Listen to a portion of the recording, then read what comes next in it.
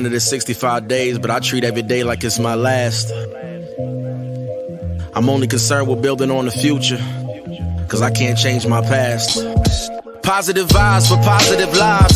She just giving you that truth and shifting your mind. It's more mental than you realize. It's up to you to take control, cause this world is cold and negativity gon' take its toll. Now we've been told any day could be your last. I'm embracing every moment and I cherish every laugh, every smile, every hug, every kiss, every touch, every person in my life that I care about and love. But wait, maybe I'm getting too emotional.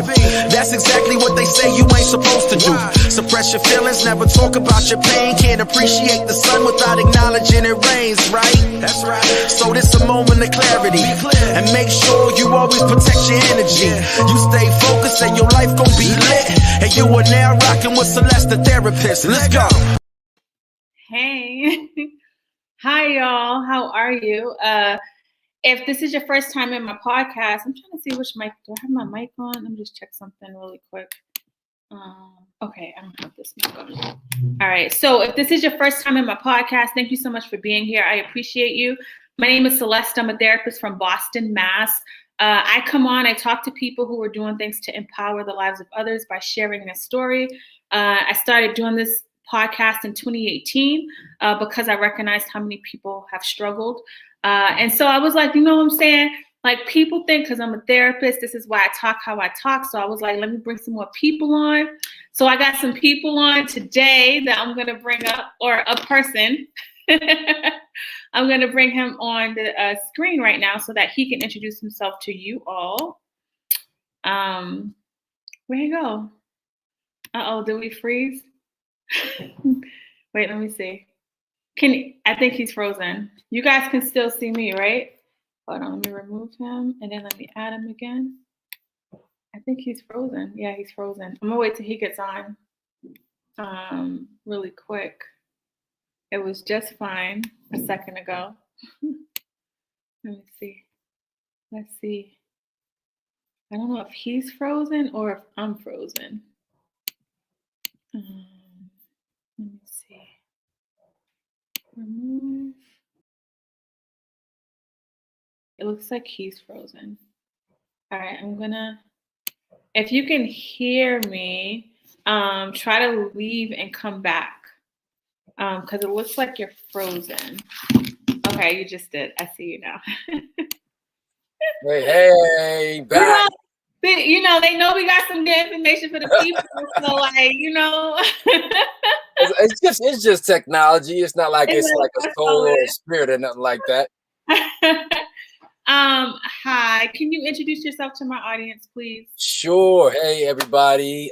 Blessings and love and peace and harmony and order and joy and happiness to you. My name is Kiko Ellsworth, Los Angeles native, and I'm here to just have a good time with Celeste and talk about some beautiful things and love and possibility and some joyful things. We're gonna go all around the world. We're gonna do a little something today. Yes. Kiko, tell us what the middle name is. Oh, yes. That's my spiritual name, Iseluleko, and it means he who was born with an internal compass, or also counselor, guide, that sort of thing. Okay, awesome. I love to hear it. So one of the things for people that are new to this podcast that I do is not only are we going to learn about what Kiko is doing and how he's empowering people, but we're going to learn a little bit about his story. So you said you're a Los Angeles native. So were you born and raised there? Yeah. Born and raised in the concrete jungle. And for most of my entire life, I remember traveled all around. So, but yeah, LA native. Okay. Mm-hmm. And then when it comes to when you say concrete jungle, what does that mean when you say that?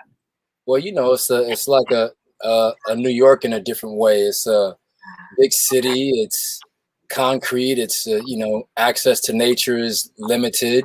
You know, I think in a nutshell, I would say it's an environment that doesn't fill you up. In my opinion, in my experience, it drains you more than it fills you. I go to nature. Nature loves me. Nature fills us up. Nature gives me life force energy. Concrete jungle, it, in my experience, it drains you. And not to say there's not benefit from it, there is, but if I want to be filled up and be more in my natural state, my happy state, my aligned and clear state, I'm not going to get that from the concrete jungle. I'm going to get that from nature. Right. And just for clarity, you didn't know this growing up, right? Oh, no. Oh, my God. No. Because you just sound so enlightened right now. I'm like, yo, you sound like you're really deep. But Look. We got to let the people know. No. Like, no, it wasn't. It was definitely, no. I was in it. I was in it. Yeah. You know, when you're in it, you're in it. And like, I would just say I was lost for a very long time. I was in my own darkness for decades, you know, three plus decades, not knowing who I was, not knowing what this is, paying more attention and reacting to that which is outside of me, as opposed to, you know, giving attention to what's inside of me. That causes everything outside of me, actually, right? So, yeah, most of the time I was just lost, and that's the way that my soul I wanted to have that experience, because I wanted to find my way back to me, and I didn't want anybody to give that to me. Yeah. You know what I'm saying? I wanted to find my way back to me. Yeah. And in order to do that, in order to have that sort of appreciation of self, I have to not have self, or any of us. I have to be lost. I have to think that something else is more important than me, than this force here inside this body. And so 3 decades or so, you know, it was a very long journey, and I'm proud of being lost. I got to know my way around very well in that dark room of myself, not being able to see my own beauty, not knowing how to love myself, all that stuff. I appreciate that. And it's the powerful thing for people that may say, like, well, why is it powerful to understand your darkness or that inner stuff? Because a lot of times we run away from our suffering, and running away from our suffering just creates more suffering. But leaning into it, you actually understand yourself better. You're able to get more clarity. And so, like, I think that when people understand the process of this journey of, you know, I named this episode, "Once you have you have everything." It's because so many people don't understand themselves enough, and don't understand that the power that they hold to create like changes in their life. You know, I agree completely with what you said, you know, and how I would say that is the power of knowing the self and to be able to create change is to know that there's got to be a spectrum, and it's just the power of polarity, right? You know, it's like, it's very simple. It's just like, if I only have hot water, you know, I'm not going to understand what warm water really is, or cold water. I have to understand the only way that I can have an experience, an appreciation of warm water, is to go to the polar opposite of cold. And then that creates the spectrum of experience that I can have. And everything is like that. And you want to talk about your shadow, right? And your own enlightenment, because we all are enlightened and we all have that shadow. But the worst place you want to be is like right here. It's like, I'm not going to go to my enlightenment, but I'm not going into my shadow. I'm just right here in the middle on the fence, you know? So that the power to like go into that shadow is equally as powerful to go into the very exact opposite, which is another thing that I really love. I love, which is, you know, for any of us that have or may still be in that dark side, either, you know, it could be anyone that's an abuser or a thief, or someone that's abusive of self, someone that is, you know, where I would just say, where we just forget ourselves, when we're living in that shadow, when we're living deep undercover and not being the brightness and the light of who we are, we're being like that opposite. Like, the worse a person is, the more potential and power and benefit that they have to make a shift, because it's like a slingshot. The more you go into the darkness, the more power you have to go further into the light. Yeah. You know, so, but if we don't go that far into the darkness, you really don't have that much power to go into that much into the light, in my experience. But when if you can really lose yourself, for a lot of us has lost ourselves, like going into that darkness, but it takes a lot of spiritual power to be able to transmute that and to remember who you are and to find your way back. And if you can find your way back, that journey, all the gems along the way, all the people that you have the ability and the experience to shift along the way, no one else has that experience. Only those that go into the depths of the darkness truly have the experience to be able to shift everybody in the darkness that they've, that they've been in that sort of place. So it's very valuable. You know what I'm saying? Sorry, go ahead. No, did that make sense? I know I kind of was. No, it made sense. One of my listeners said, because part of, like, as you're talking about this darkness, I think it's important to talk about the fact that it can feel like a lonely journey, which is what one of my listeners is saying. Finding yourself, if it's a lonely journey, it does. And I from personal experience, and just from talking to people, I know during that transitional phase, it does feel lonely, especially as you're releasing a lot of the stuff that maybe have held you captive, whether it's literally like people or some anger, some like like so many different things. Like we literally hold on to dear life because we don't know or have any outlets to release. I don't know, like, was that true for you in your journey as far as like this lonely like period that Jerry's talking about? I think that's by design. I mean, it has to be that way. You know what I'm saying? Like we come into the world alone, and we leave alone, and you go to sleep every night really alone. You know what I'm saying? And this journey it's a solo journey, and it just has to be that way, because what we're doing is we're trying to find the self within yourself, and no one can really help you do that. Like, we can give you signposts, we can be examples, we can be your cheerleader, we can say you're not alone in what you're doing, but you're alone in doing it because you're the only one that can do it for yourself, but everyone else is also doing it for themselves. So you're not alone in the capacity that we're all doing the same thing, but we all have to do it ourselves, right? Yes. So you're never sure, but you have to do it by yourself. Because look, you want to be able to stand up on your own 2 feet and know that you got the strength to do it, right? Like you want to do that, and we agreed to do that. We actually want to do it, and people are like, I agreed to this shit. What you talking about? This is messed up. Like, no, I didn't. Like, yeah, actually, yes, we did. Maybe not our mental human self, but like the spiritual champion that we all are, before we come down and make all these agreements to have these experiences, to cultivate the quality, the capacity of our soul in these bodies. We make those agreements because when we know who we truly are, when we see ourselves clearly before we come here, we know that we're dynamic. We know that we can do it. And then we play the game. We play the human game of forgetting. Yeah. Simple as that. And, to break it down just a little bit for people that may say like, yeah, like I didn't sign up for this.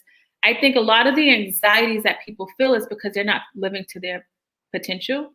I think I always say my inner self knows that I've always known I was destined for greater. There was always something inside of me that I tapped into as an adult. And I think the system that we live in America doesn't kind of foster that. So, you're in this system where we're not fostering wellness or understanding yourself. We're fostering like relationships, success, money, what we have on the outside, right? And so like, if you don't take time to program your mind, you're going to be programmed by the way society has designed it. And so like for people that decide to work on that inner self, and once you have you have everything, I think it can feel hard when the environment doesn't foster it. Does that make sense what I'm saying? Oh, absolutely. Absolutely.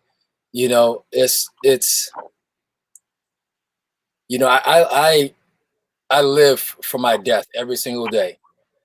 It didn't just come all at once. Right. You know what I'm saying? But I think about my time when I'm gonna complete this life. Mm-hmm. That's just the reality. That's the That reality. we're all gonna be done here soon.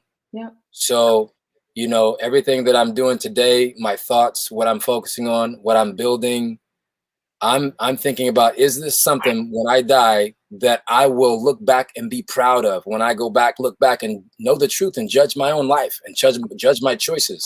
Yeah. Things that are going to be important to me with my relations. Did I heal my relations? How did I, you know, how is my relation with my daughter? How is my relation with my former wife? Did I heal my relation with my dad? That took me 35 plus years to heal my relation with my dad, my family. You know what I'm saying? Like, what did I leave? You know, what impact? How much did I light up this planet? You know, how much value did I really bring? You know, how much did I, you know, just what did I do? You know what I'm saying? What did my soul light up? Mm-hmm. Like, you know, it's like once, I think once, like you said, the outside environment, this world, this Western world doesn't really foster cultivating your inner world. And I think that's also, you know, by design, because Absolutely. once you start to really foster that which is really most important, you see that nothing else really matters. It doesn't. And And then that actually would destroy the whole game out there. yes. So you have to be distracted from you, because once you figure out that it actually is only you, Yes. you're like, oh, it's me. And you start to see the diamonds and the beauty. You're like, man, I'm valuable. Yeah. Yeah. Damn. Yeah. Oh my gosh. You're making me feel so good because it's you know, you rarely meet people that think the same way. And I literally believe that you know, when I think about success for me, it's that peace I have. Like I have my right mind, I have that clarity. Like I can understand I'm being bombarded by advertisement. I know I'm living in a capitalistic society that profits off of my insecurities and want to just treat the symptom and not get to the root of the issue. And but then I feel sad that so many people don't understand this, you know, that so many people are struggling with this. I want to get one more question in before I kind of ask you more a little bit about your life. But someone wants to know, did you get discouraged along the way? Many people just stay the same because it's easier. Like along your journey, did you find yourself getting discouraged? Yeah, that's a two-part question right there. Both of those right there. Did I get discouraged? Let me just tell you like this. At my lowest, so that answers your question, right? At my lowest, I was crying in the bedroom of our daughter about 11, 12 years ago, something like that. I was crying to my wife at the time, and I just, it was literally like this. It was a caterpillar goes into a chrysalis and the butterfly, right? So I was at the stage where I wasn't the caterpillar anymore, and I wasn't the butterfly. You see what I'm saying? I was at the depth and the most mushy part of myself where I was transforming, but I couldn't do anything. I couldn't go back to being a caterpillar because I had given that up. I couldn't even walk. I couldn't make money. I didn't know who I was. It's like I lost my identity. I was just like, and I was crying to her. I was like, bills are coming in. Like, I don't even know how to make any money. You know what I'm saying? It might seem hard to fathom that, but like as a man, building what I built as far as just talking about my career, acting career, building that off of my ego, and then choosing to walk away from that and trying to find something real in me where there was no foundation just yet. Like I was so lost and so low that when I was crying, she said so gently, she was like, well, you know, you could go back to acting. And I was like, oh, it was like the biggest light bulb. I was like, oh shit, yeah, you're right. I could go back. I do know how to act. I can make some money that way. Mm-hmm. I was so lost. Now, mind you, I had already been on TV shows, films. I had my entire career already, but I was on the journey of self, something that is much more important. to me. And so all of that stuff just like went away because I was like, I need to find me. Mm-hmm. And so that was really, I would say, my lowest point where I just completely lost who I was, and she pulled me out of it. And then I started to just rebuild myself, you know, with different things that I started focusing on my inner world, and different things like yoga and meditation and stuff like that really helped. Nice. So one of my listeners is saying, wow, I used to watch you religiously 20 years ago on General Hospital. I was. Oh, what? Wait, Yo, Alice. So when I was younger, I just knew I was going to marry Sonny Corinthos. Like, I just like had that in my mind. That's how dedicated I was. And so you talked about your acting career. So it sounds like you chose to walk away from that. Yeah. And then there was another part of that other question before that I don't know if I answered, but let me answer this. And if we can get back to that, we will. Yeah. Yeah, I remember there was one distinction point where, remember that TV show Heroes back in the day, real dope show. I had just gotten a part on there, and I had done like 1 or 2 episodes or something like that. And then, but I was at a crossroads. I was basically at the crossroads of either investing in that material world that had to do with my acting and all that stuff, or investing in the spiritual world, what actually had to do with investing in the relationship with my fiance at the time. And there was basically either I go down here and go on a trip with my fiance, or I do this show, but they were happening at the same time. Okay. And it was like Spirit was like, you got to choose. Okay. You got to choose, because if you choose your spiritual side, you're going to lose the show. And if you choose this, who knows what you're going to lose over there? You know what I'm saying? So I was like, damn. I chose to go on the trip with my fiance, who ended up becoming my wife. I chose to do that. Ended up losing the show, which was one of the hottest shows. You know what I'm saying? But you know, I was investing in me, and I think we all got to get to that point where you got to be willing to sacrifice. You know what I'm saying? Like, you got to be willing to sacrifice all the stuff, because it don't mean shit. Like, it's nothing. When we die, we're not gonna care about none of this stuff. They try to figure out what to do with all your shit. You're like, it's too much. It's too much. Like, what is this stuff? You know what I'm saying? Like, and I'm not saying that we shouldn't have it. I'm not saying that. Right. What I'm saying is, at least for me, it's like going back to like ground zero and building from a place where you are clear and you know beyond a shadow of a doubt what's most important. Like, you are so clear. Like, you know, I'll just say this one little thing. When I walked away from the entertainment industry and started really investing in self, and okay, it's like, I'm gonna, you know, I'm a Kundalini yoga teacher. You know, I teach, do coaching for men, women, and relations and stuff like that. You know, we started building the school. You know, I started going down that path, and I had to walk away from the entertainment industry. I knew there was something that I love, and I knew it was a part of my life. I had to walk away without thinking that I was going to come back. I had to be willing to sacrifice it and never go back to it again. Yeah. And find that which is most important to me. I had to figure that out. You know, I think we all do. And for me, it had to do with the yoga, the teaching, the meditation, being a community activist, working with my community, working with men's groups, creating men's groups, all this stuff. I had to like go on down that path and really root myself. I mean, like, root myself and grow my ass, that tree of the thing that was most important, the tree of life, that the thing that's going to be most important to me. So that whenever this entertainment thing started coming back in my life, it would never jeopardize my tree of life. Right. Now, if I'd only grown it a little bit to like a twig or 3 or 4 feet, I could have done this and that tree would probably have died. You know what I'm saying? But now it's like, I've given this so much love, and I was like, I've grown it so much, like, from here for me, you know what I'm saying? Just this. And I got a long journey. It's not like I'm totally enlightened and stuff like that. I think we just get these little things and the lights start going on and on and on. But I'm going to be on the journey for the rest of my life. You know what I'm saying? But like, no amount of entertainment or movie or nothing like that will jeopardize my own tree of life. You know what I'm saying? Because you went back to the foundation. And when your foundation is solid, the way that you operate looks different. Oh, like it's beyond like night and day. It's beyond like night and day. It's right.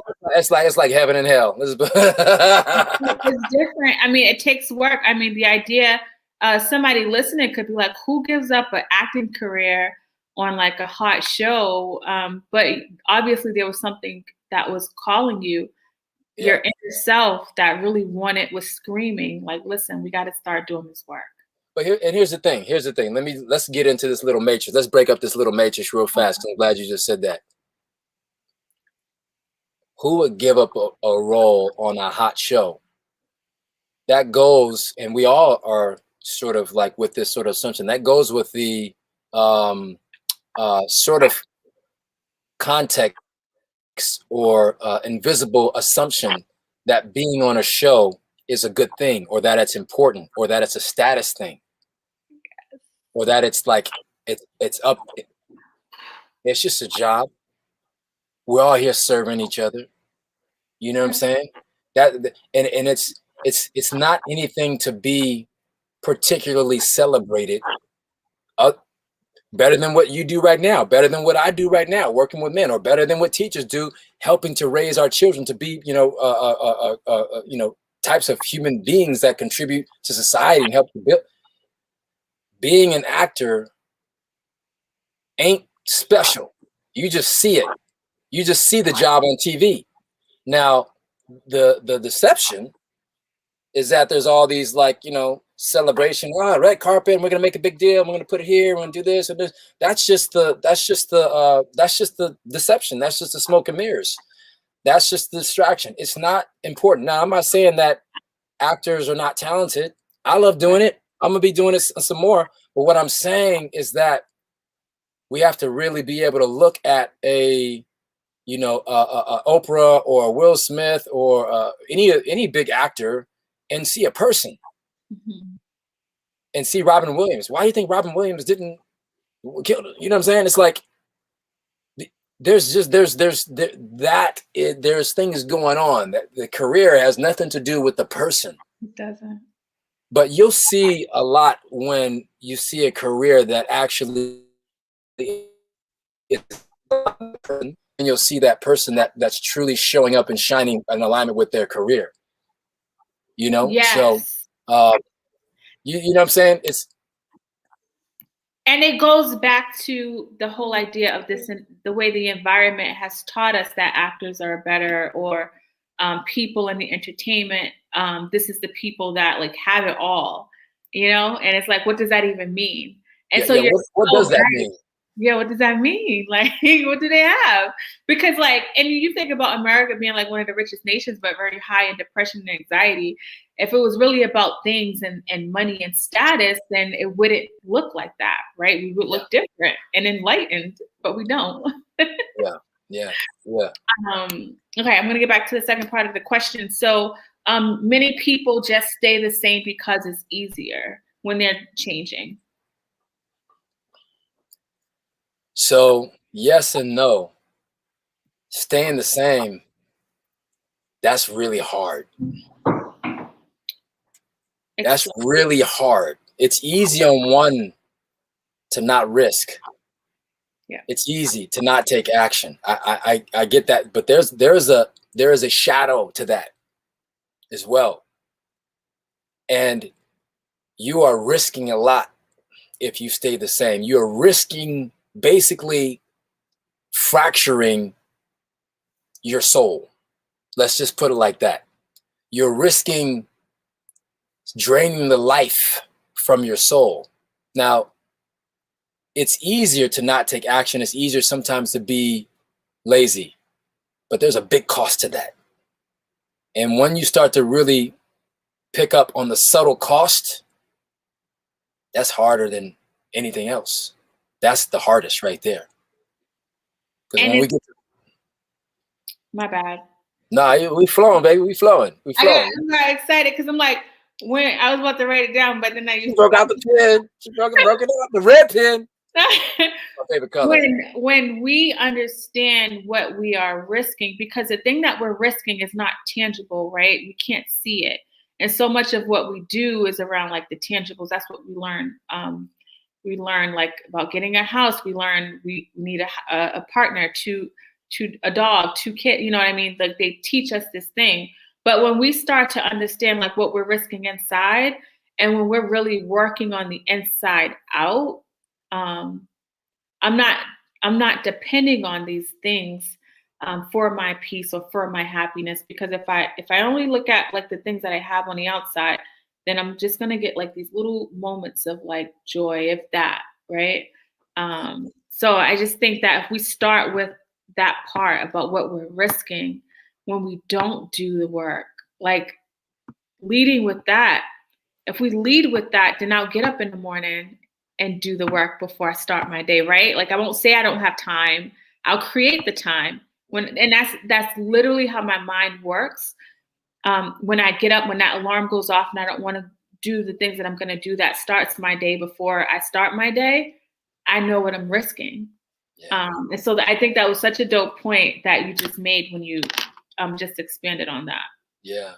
It's I think there's a we all love the movie, The Matrix and movies like that. And there's a sort of mental shift that we have to start to make for ourselves, to start to pay attention to the inside and start to detach from the outside and start to realize that there's something here. There's something here. There's something here. And to start to cultivate a certain quality of thoughts and mantras, things we say to ourselves, things that we do, like really taking some time to like go in nature, clear yourself. Yeah. Because when we don't clear ourselves, we can keep distracting ourselves forever. But when we habitually start to, settle and align ourselves, whether it be in nature and yoga, there's all these different things you can do, right? Meditate, or just, breathe, always solitary time, daily, listening, being quiet, listening to your intuition, trusting, when you get into those practices, you'll start to know how to unplug yourself so you can plug yourself back into yourself. Mm-hmm. You'll unplug yourself stuff, so plug yourself back into yourself, and that's our flower. That's our nourishment. It's crazy good. It's cosmic, orgasmic. Yes, it really is. The part about we have to renew our mind. And when I think about like the blood that flows in our body, if our blood was stagnant and not flowing, it would be hard. We wouldn't be able to live, right? It has to be moving. And so like the way that our mind operates, I think that a lot of times we're not like renewing it. We're not getting rid of the old. We're not understanding what has happened throughout our day, or how things are affecting us. And it's just a powerful thing to like have that mindset of being renewed on a daily basis, because we're constantly being bombarded with so many things that tell us who we're not. And so we have to be the ones to remind ourselves of who we are. Every single day. Who am I? Who am I? Where am I from? Why did I come here? What am I supposed to be doing? You know what I'm saying? It's like, what is my purpose? Like, we all know that we're the energy within this body. We all know that we're not the body. The body is an expression of how we're vibrating on the inside, but we all know that, we'll leave this body and this is the vehicle. Mm-hmm. So with that in mind, like if we incarnate in this body, we all came for some sort of purpose. Mm-hmm. Like, and if we just continue to tap in, like, why did I even come here? Like, why was I even born? Like, cause I'm going to be gone pretty soon. Who knows when I'm going to be gone? Cause I'm going to be gone. I don't want this to be a wasted life where I was just going for bills and cars and having sex or just, whatever, or doing something that's not deeply aligned with why I actually came, you know? And that's why I love the one practice of, you know, really thinking about my time here. And like when this body is, when I lay this body down and say, okay, I'm done with the lease on this body, I'm gonna go back home for a little bit, do some other learning adventures for the soul. But, you know, I want to look back and like, I want to look back and I want to feel great about my life, the relations, what I did, what I built, you know what I'm saying? Like, I just want to feel great. That's, you know, that's all I know. I just want to feel great about my life. And I think we think about things like that, and it's different for everybody. That helps to shift our actions completely, at least for me. And when you talk about this idea of who am I and what am I here for people that may be struggling with their purpose, because I do believe that when we understand our purpose, it looks different. And you know, people have come from different like traumas, and unfortunately, they've allowed their traumas to dictate like who they are, which is hard. I know from personal experience, but I know that once I was able to find my purpose, I found myself leaning into it more. So for people that are listening now and have this question that one of my listeners have about how do you know what your purpose is, what would you say to that person? A few things. One good indication, like a very good indication for probably upper 90% of us, is really go back to your childhood. Who were you as a child? What were you doing? What were you shining? What did you love? What were you doing? You know what I'm saying? What did you stop doing?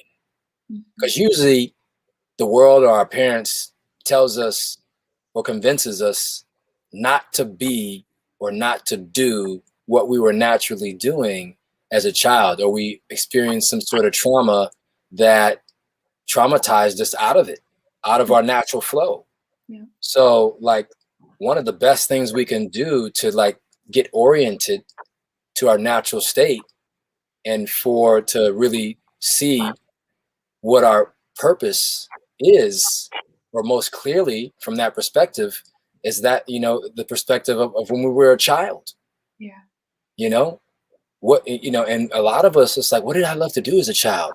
It's like, take time. You gotta, so here's the thing, you gotta work. No one's gonna give you purpose. You gotta work for it. And no matter what you do, I was just talking to somebody, no matter what you do or I do or she do or whoever, you're gonna have to work. Yeah. No matter what. If you're gonna be lazy and be homeless, right? Let's just put it like this. Not everybody that's homeless is lazy. I know that, but I'm just going to an extreme here. Let's just say you don't want to have home, you're homeless.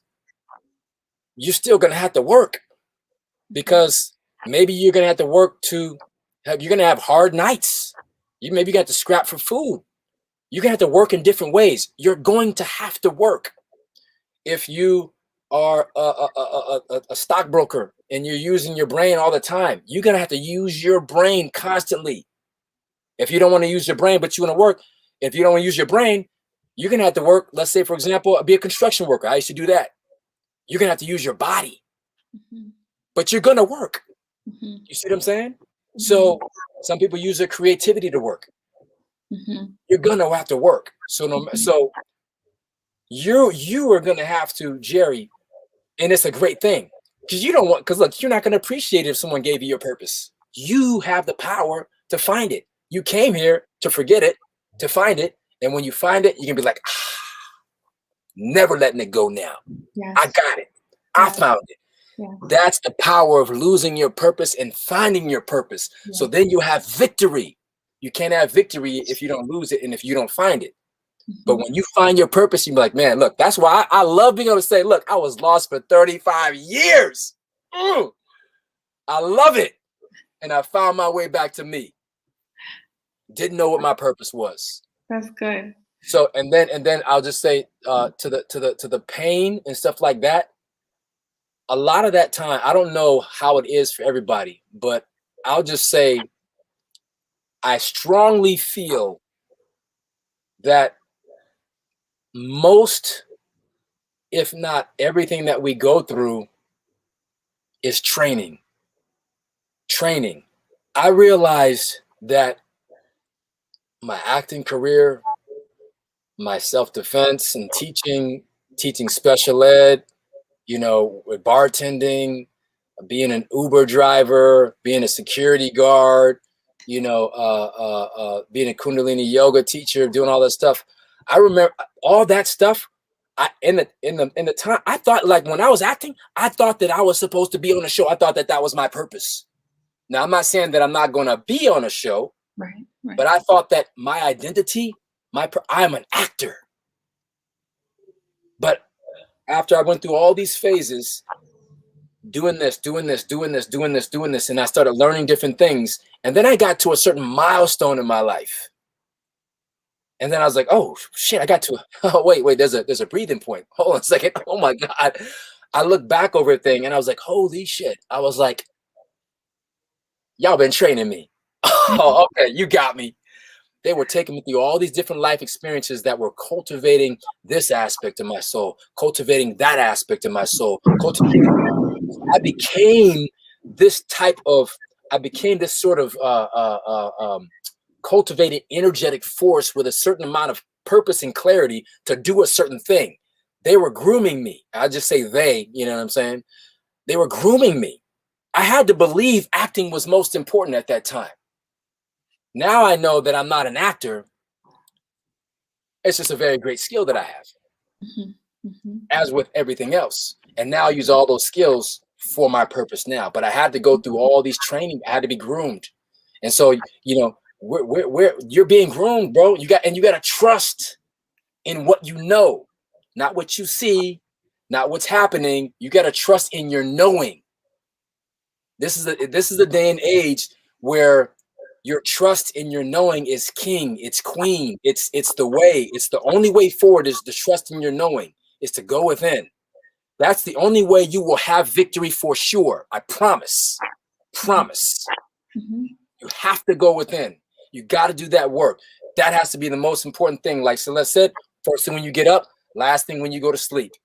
You got to be like here and here. You know what I'm saying? Not here on doing these things, you know what I'm saying? And I do it a little bit, but at the same time, I know, you know what I'm saying? It's like this. It's what's inside. So, I'm about to stop. I'll go off. No, it's good. That's good. People are digging it. Jerry, I'm gonna put that up real quick. And then another one there like Jerry. What'd you say? No, I'm gonna respond to one of his questions. But I just wanted to kind of piggyback off of something you said. When Kiko says you have to do the work, like you have to do the work. And when I meet with my clients, like I look at myself as part of their process of growth, like a flower, right? So like I might be the sun one day, or somebody else might be the water. They may hear you, and eventually it blossoms. So as you're like working on your journey, just know that you have to make sure you are creating an environment and paying attention to the signs. I feel like he gives us signs, the universe, whatever you want to say, gives us signs, but we are bombarded with things like our phone or Netflix or whatever. And there's nothing wrong with our phone or Netflix, but it's the way that we're utilizing it. And so if we we utilize it because we don't want to feel that pain, right? Anytime we feel that emptiness, we let me grab my phone, let me go here. And so we ignore it, but our internal self does not ignore it.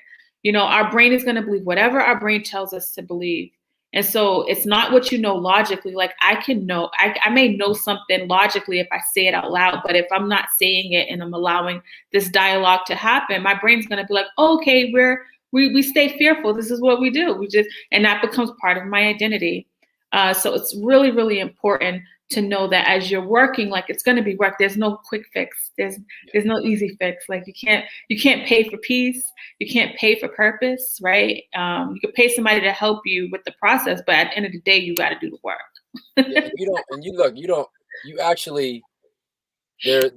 There is a benefit to being lost.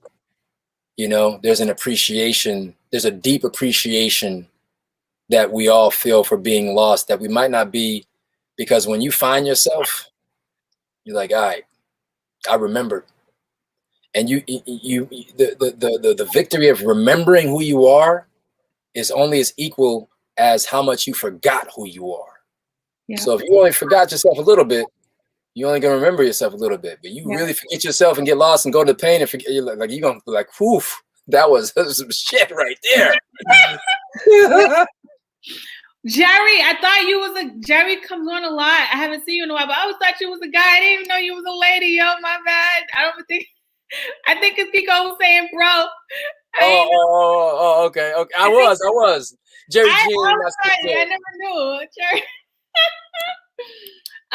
But so I want to end with kind of like what you do and what you're doing, so people can know like the different like ways there is to work through that.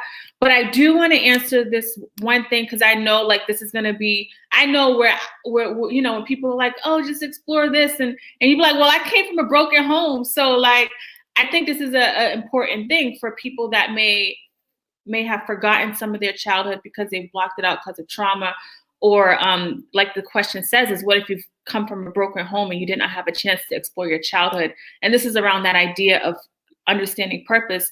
Like I'll say what I say, and then you say what you feel about this. But I think that it's important to look at like in the now. Like if all you have is the now to look at the now and look at what excites you. Look at the jobs you've had and what you've enjoyed doing. Pay attention to the times that you do remember, the things that you didn't like, and process of elimination.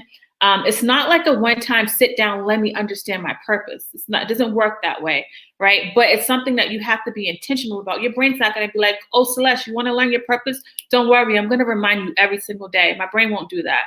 So I got to put it in my calendar. I got to set an alarm. You know what I mean? Like the same way you do for work, to get to work and set that alarm. When it comes to like your internal self, you got to do it the same way, because we survive well, we just don't live well. And I do believe that when you understand your purpose, your living just looks a lot differently. Oof. That was it. Like how do I fit in there right there? That was it. Just like, no, come on, Kiko, you got a little like just give them the transcript of what you just said and like put that on your wall, you be good. You got a little sign in you, Kiko. Come on now. No. I got a little something.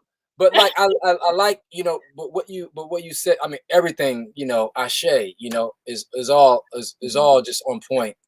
You know,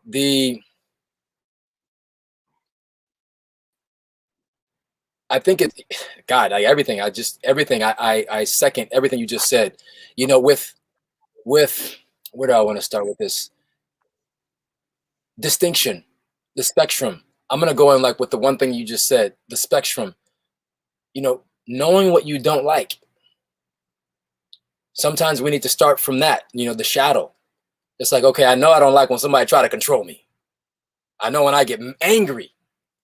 Start with that type of stuff. And sometimes it's that, and making a list of these are the things that I hate, I despise, these are the things I don't like.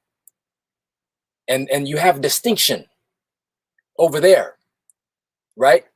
And then you're like, and then go, given what she said also with regards to in my life, when is my soul on fire where I'll just feel like can't nobody touch this? You know what I'm saying? Like when have I ever felt like that? Chances are you've had a moment or moments. For one of my other coaching clients, this lady, she's a dancer, and so a lot of things I would reference to her dancing, and like she feels like that when she's dancing. She gets into that flow, and she just starts doing it, and she's just like, it just goes through her, right? I said, your voice and like speaking your truth. This is me talking to her. You're going to feel it's free and it's powerful. It's going to be a feeling like how you feel when you're dancing. You're going to feel that way when you're expressing in your voice. You're going to be that grounded in your truth. So he's like, oh, okay. So I have a reference points for kind of what my voice, because she was working on really expressing her truth and like really doing that, right? So we have these reference points in our lives that when our soul is on fire, or something that lights us up, and something that actually totally, I'm like, this is totally not it. Or this is when I feel completely shut down, right? Distinguish these key moments, like create some spectrums in there. And from that place, like you really start to see, you know, kind of like who you are. And you can start to, like she said, it's a process of elimination. It's not a one-time thing, but you start to have a spectrum of who you are. And in that, you're more than likely, you'll start to see some patterns. Look for some patterns up in there. Okay. And that's just one way. So you can start to see yourself, your insides outside of you, right? You can see that stuff and start to see, okay, well, you know, and you might even want to put something like that. Like I have stuff on my bathroom door. Now, every time I, you know, sit down on that toilet, I see stuff in front of me because I want to think about that stuff. So I just sit up there and I look at it. You know what I'm saying? Sometimes I sit there for 20 minutes. I'm like, oh, I'm done. but I'm doing some work right here. I know I'm doing some work, you know? So it's just like you cultivate it. You cultivate it. You make it a part of your life, just like she said. Yeah. And I was that person. I had, you know, these affirmations all around my office. You know, I write sticky notes down so I can see them every day. Because I know my brain believes what I tell it. So I can't let society tell it for me, right? Like that's key. That's so key. If you don't tell it, society automatically does. Absolutely. That's what automatically happens. If you don't take up the space will be taken up. So if you're not doing it, boom, boom, boom, boom, boom, boom, boom. If you stop, then it's going to be like this. The society is going to do it. The outside is going to do it. The news is going to do it.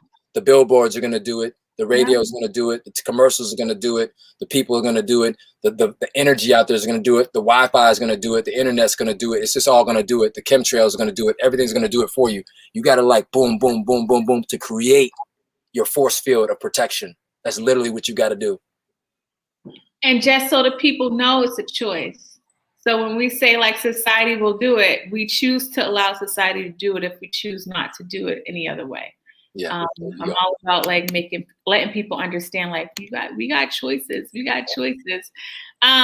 So, you know, one thing about Kiko is that you are really into yoga, you're into meditation. Can you tell people a little bit about this? I just want to read this part really quick. From being a VP of local domestic violence nonprofit to becoming now Kiko, you know, I said it earlier, Kundalini. You made it seem like you said it once. My brain don't operate like that. Okay. Kundalini yoga teacher and producing films, Kiko combines his worldly experiences to deliver transformational teachings through his HP love and lifestyle coaching.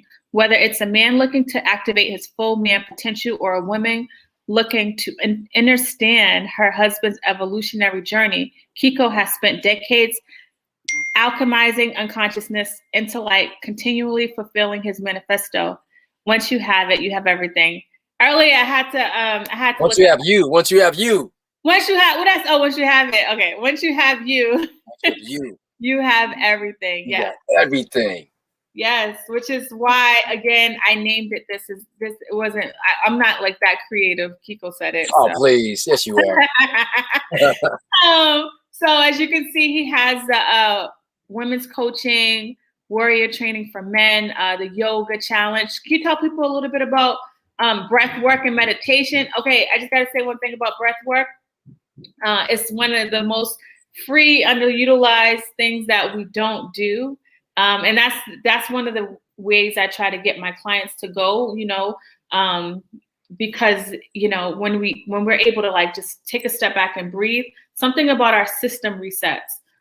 So like that's super powerful. And for people listening to this on the audio, if you go to shor.by /EvolutionTeachings, and you can also find it in the show notes, you can see everything that I'm talking about now.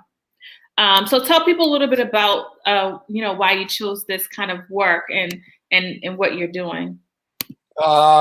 Briefly, you know, when I was lost, I read a book, The Book of Life, and I finished reading that, and I realized that my inner world was more important for me than my outer world. It was more important my inner world to be strong. So I stopped lifting weights and I started doing yoga. I started doing Kundalini yoga. That's where I got introduced to the breath work. That's when I really had my experience, everything happened, for me from there, and I stuck with it basically. So, but you tapped into like what you said about the breath work, and it's the breath is the way. It's one of the most, like you said, underutilized superpowers. So you agree, right? You agree with me? Oh, completely. I mean, like that's here's the thing. Our quality of breath dictates everything. So it's like this. It's like a tree. Let's just say it depends. It determines the type of fruit you're going to bear off of that tree, right? So if you're breathing erratic and shallow and high in the chest and stuff like that, that automatically births and creates the type of thoughts that you have. So you're going to have erratic and fear-driven types of thoughts from that type of breath. And from those types of, let's just say, fear and erratic, more superficial, not so deep thoughts, that's your emotions and your feelings are going to birth from those thoughts. And then from those emotions and feelings, your words and your actions are going to express into the world from those emotions, because our emotions is that energy in motion, right? Yeah. So it becomes like that. It's that sort of chain.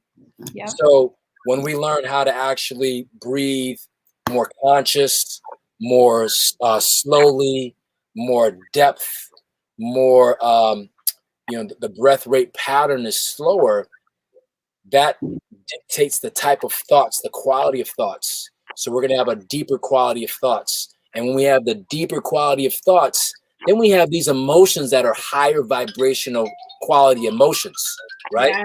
Yeah. And then once we have those higher quality emotions, I can now express a higher quality words and higher quality actions, right? Whether I say, okay, I'm expressing love to you, or I'm expressing myself and I'm being, you see what I'm saying? It's all linked to the breath.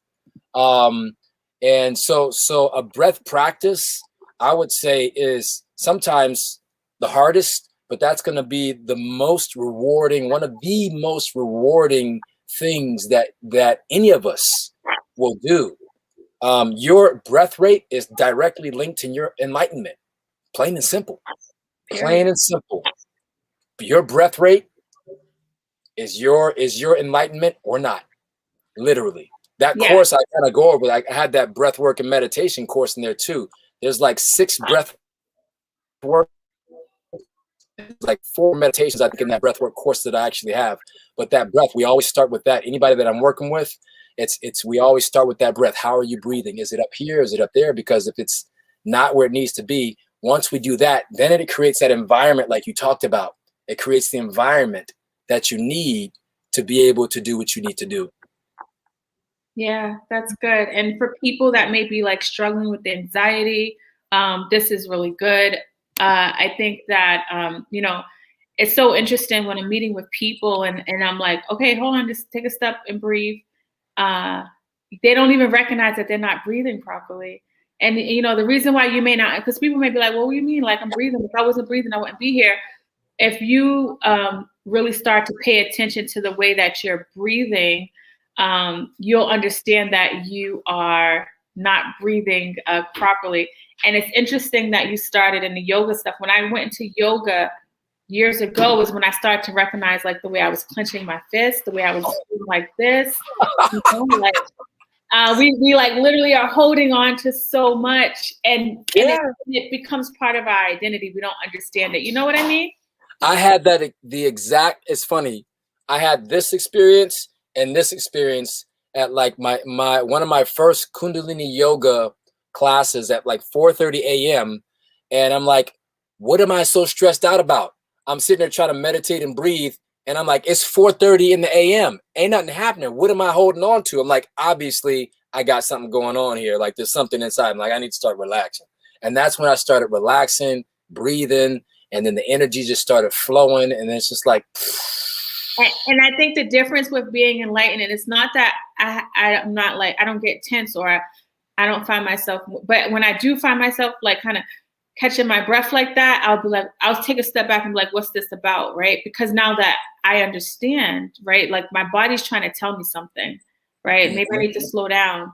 And so I really, want people to be mindful, because some of these experiences or emotions that are hard to deal with, even as we, go on this journey, we're still going to feel it. But the difference is we're going to catch it at its infancy, and we're not going to allow it to kind of marinate in our system and create its own narrative. And I think a lot of times we allow these experiences that we've had, the things that we go through, to go unchecked, right? It starts as a seed, but then it starts to take up dominion in our life, because we choose not to like be a part of the process. So, I really would challenge you to not let this be like a feel good like session on that you're listening to, and think about like, how can I be intentional on doing the work, right? If anything that me or Kiko has said today, like felt like it made sense for you. Yeah. Thank you for saying that. For sure. No feel good sessions here. We want you to feel bad.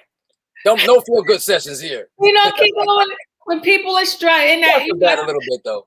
No, when I started not to like lean into this work because it was hard for me to watch people struggle, and I had to like reframe it and say, Celeste, but when they're like letting it out, they're healing. So I sit with people in their pain, but then I'm like, okay, but they're gonna be better. Like they need this to happen, and so like that's and I tried to run away from this work, but if you're destined for it, it's gonna keep running after you. That's right. I know that's right. So yes, you're gonna feel bad, but you feel good tuning in, okay? But after that, I want you to do more after you leave. Look, here's the thing. It's all about integration. Yeah. I may not be right about this, but like knowledge is nothing without integration. We need to be able to demonstrate the knowledge so it can turn into the wisdom. And we have to be able to put one step in front of the other and put it into some sort of practice to make it happen in real life. Mm-hmm. So, what can you do? Because you tuned in for a reason. Right. You came here for a reason. Maybe something's off, or maybe something needs to be sharper. Okay, what is that thing? What is the what is causing the most pain right now that you came to, or what did you come in here to actually heighten your level of pleasure, right? Maybe you came to sharpen something up. So what can you integrate? What can you put into practice to say, okay, how can this really make a difference in your life and be anchored in your life? So I would challenge you to as well find what that is and what can you integrate from this, into your life. Mm-hmm. Yeah, this was good. You're amazing, Kiko. It was like really nice chopping it up with you. I know my people are gonna really get so much. The people that were on live got so much, and I know when people start listening on the podcast, you are the reason why I started this podcast, so that people can like learn, a different way and not just hear from me all the time. Because I can talk. I just talk. So I'm glad you had me. It's a pleasure, and I appreciate you, my sister. I love you. Thank you for being the light warrior, the spiritual warrior, the force for good, the force for love, the force for truth, the force for balance and harmony. Because it ain't easy. It takes work, and it's not easy. You see her up here smiling and stuff like this. It wasn't easy for her to get to this. It's never easy. It's easy for us to stay in a. It's hard to be happy. Let me just put it like that. It's hard to get yourself to a place where you're genuinely happy. Yeah. It takes work. We got to go through all that. All of us got to go through that stuff. So, thank you for your work, my sister. We appreciate you. Thank you. Yeah, because before we got on, I was like, yeah, I'm good. He was like, yeah, we woke up this way. And I was like, but we can't tell people that because we got to let them know, like, we put in some work. So we put in work. It's, and people say, like, oh, I just want to be like you. I said, no, I want you to be better than who you were yesterday. Like, that's the goal. And, what I'm doing, I don't have any special powers. I don't have anything that you don't have. And same with Kiko, like, you know, as he said, he didn't start off this way. So it's just really a matter of doing the work. Yeah, that's it. Oh, thank That's you. Thank you, Kiko. I appreciate you. You're in California. Enjoy that great weather. And thank you. All right, bye. Appreciate y'all. Love y'all. Be blessed. That was episode. And so for people that are new to the podcast, this is episode 306. So there are 305 other episodes that you can tap into. You know, the goal is to help people shift the way they think. And so hearing from Kiko, I'm hoping that it really helped you, like, really shake up some things. Thank you. You know, I appreciate you all for listening, for rocking out with me. If there's ever like a show idea you want to hear, or you want to be on the podcast, let me know. Go to CelesteTheTherapist.com. I appreciate you all so much, and I will talk to you all later. It is 65 days, but I treat every day like it's my last. I'm only concerned with building on the future, cause I can't change my past. Positive vibes for positive lives. She just giving you that truth and shifting your mind. It's more mental than you realize. It's up to you to take control, cause this world is cold and negativity gon' take its toll. Now we've been told any day could be your last. I'm embracing every moment and I cherish every laugh, every smile, every hug, every kiss, every touch, every person in my life that I care about and love. But wait, maybe I'm getting too emotional. That's exactly what they say you ain't supposed to do. Suppress your feelings, never talk about your pain. Can't appreciate the sun without acknowledging it rains, right? That's right. So this a moment of clarity, and make sure you always protect your energy. You stay focused and your life gon' be lit. And you are now rocking with Celeste the Therapist.